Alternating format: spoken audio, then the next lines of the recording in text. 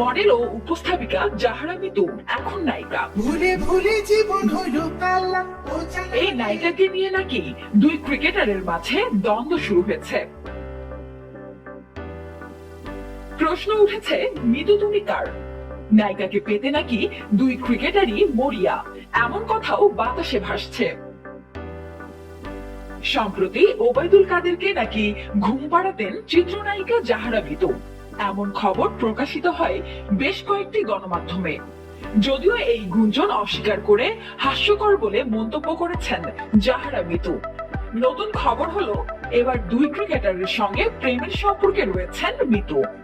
বিষয়টি নিয়ে অন্দরমহলে তুমুল আলোচনা।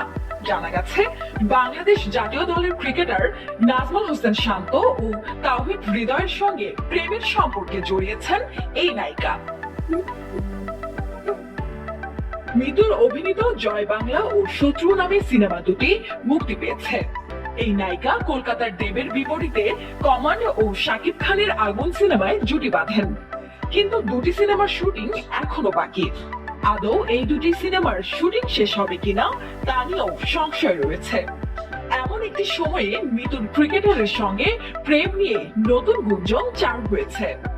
যদিও ক্রিকেটারের সঙ্গে নায়িকার প্রেমের বিষয়টি নতুন নয়, তবে মিতুর এই প্রেমের গুঞ্জন কোন দিকে যায় তা এখনো বলা যাচ্ছে না, কারণ তাকে নিয়েই দুই ক্রিকেটারের নাকি দ্বন্দ্ব চলমান। বিষয়টি নিয়ে মিতুকে প্রশ্ন করা হয়। জবাবে এই নায়িকা গণমাধ্যমকে বলেন, ছি ছি, আপনি দুজন ক্রিকেটারের নাম বলছেন, একটা পার্সনই পাই না, আবার দুজনের সঙ্গে। তাকে নিয়ে শান্ত ও হৃদয়ের মধ্যে মনোমালিন্য চলছে, এমন মন্তব্য শুনে নায়িকা বলেন, এসব ভুয়া কথা, ছি বলা ছাড়া আর কোনো মন্তব্য নেই। আমি আপনার কাছে থেকেই শুনলাম, আমি আপনার কাছ থেকেই শুনলাম।